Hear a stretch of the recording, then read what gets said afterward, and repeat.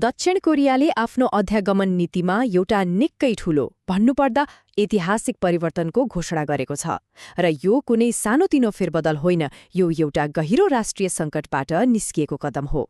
त्यसो भए आज हामी यही नीतिगत फड्कोका विभिन्न पाटाहरूलाई केलाएर हेर्नेछौँ।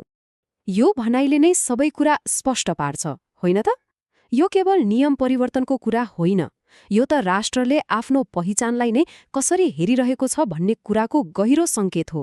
यसले मानवीय पक्षलाई ठिक केन्द्रमा राखेको छ। अब यो नीतिगत परिवर्तनको जडसम्म पुग्नका लागि हामीले सबैभन्दा पहिले यसको मानवीय पक्षलाई हेर्नुपर्छ। र यो कथा सुरु हुन्छ कोरियाका अदृश्य बालबालिकाबाट। उनीहरू समाजको नजरमा त छन्, तर कानूनको नजरमा उनीहरूको अस्तित्व नै छैन। एकछिन सोच्नुहोस् त, यी बच्चाहरू कागजातविहीन आप्रवासीहरूका सन्तान हुन्। उनीहरूको बोली, व्यवहार, संस्कृति सबै कोरियन हो, तर कानूनले उनीहरूलाई बुल्बब छेर्युजा भन्छ, जसको अर्थ हो अवैध आप्रवासी।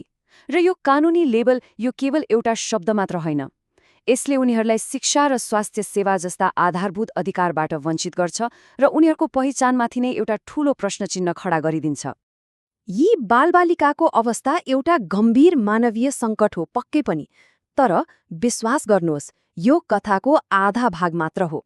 यो त एउटा ठूलो दोहोरो सङ्कटको हिस्सा हो जसले कोरियाको मानवीय र आर्थिक दुवै भविष्यलाई एकैपटक खतरामा पारेको छ। यहाँ हामी त्यो दोहोरो सङ्कटलाई एकदमै प्रष्टसँग देख्न सक्छौं। एकातिर आफ्नै देशमा कानूनी पहिचान नभएका बालबालिकाको मानवीय सङ्कट छ, अनि अर्कोतिर तीव्र गतिमा घट्दै गएको काम गर्ने जनसङ्ख्याले देशको आर्थिक इन्जिनलाई नै कमजोर बनाउँदै लगेको छ। ल यो सङ्ख्या हेरौँ, 11,20,000। यो कुनै सामान्य तथ्याङ्क होइन, यो कोरियाले सामना गरिरहेको अनुमानित श्रम शक्तिको अभाव हो।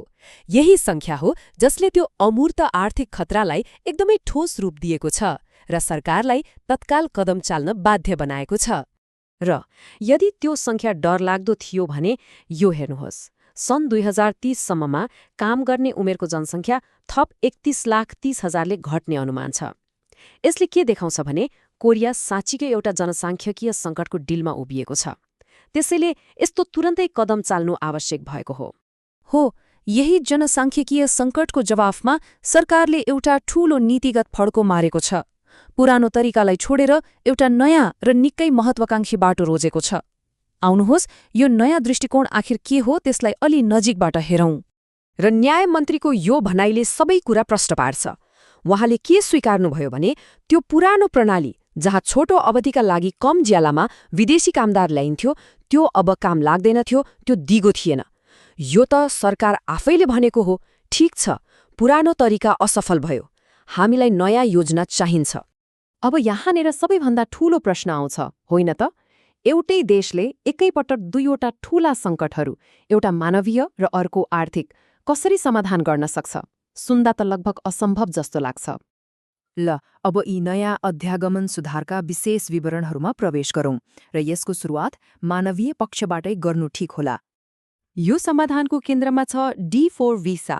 पहिले यो भिसा भाषा सिक्न वा अन्य तालिमका लागि कोरिया आउने विदेशीहरूलाई दिइन्थ्यो, तर अब सरकारले यसलाई एकदमै नयाँ र शक्तिशाली तरिकाले प्रयोग गरेको छ। त्यो हो कोरियामै हुर्किएका कागजातविहीन बालबालिकालाई कानूनी मान्यता दिन। त्यसो भए को योग्य हुन्छन् त? यो तालिकाले प्रष्ट पार्छ।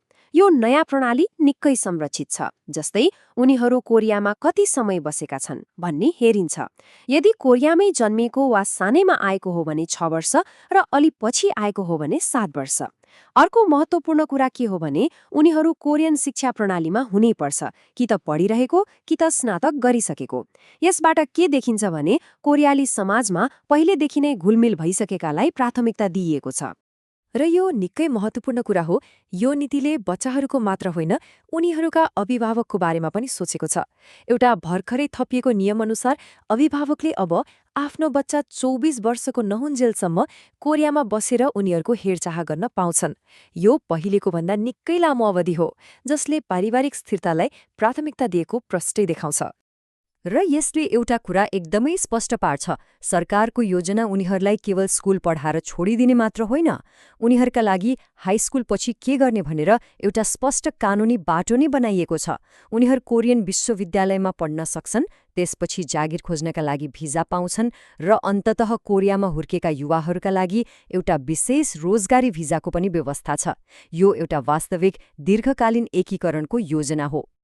ल, त्यो भयो मानवीय पक्षको कुरा। अब योजनाको दोस्रो भागतिर लागौं। त्यो हो हामीले सुरुमा कुरा गरेको ठूलो श्रम अभावको समस्यालाई समाधान गर्ने। त्यसो भए सरकारले यो कसरी गरिरहेको छ त? उनीहरूले जुनसुकै कामदार होइन, उच्च दक्ष प्रतिभालाई आकर्षित गर्न खोजिरहेका छन्।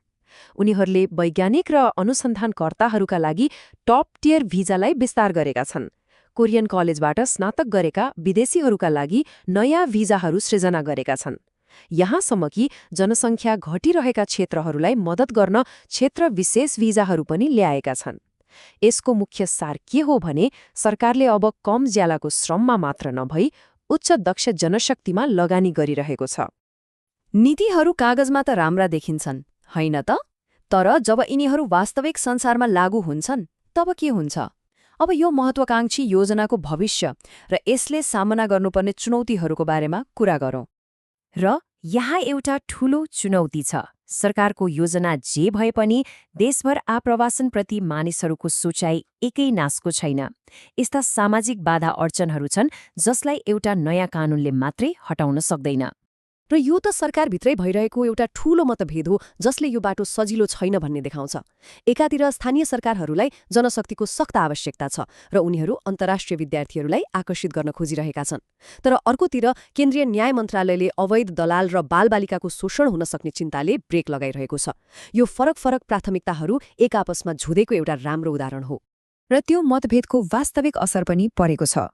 यो संख्या हेर्नुहोस्, 167। सन् 2023मा यति धेरै अन्तर्राष्ट्रिय विद्यार्थीहरूले कोरियाली विद्यालयमा भर्ना पाए।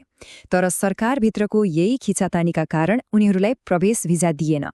यी नीतिगत द्वन्द्वले असर पारेका वास्तविक जीवनहरू हुन्।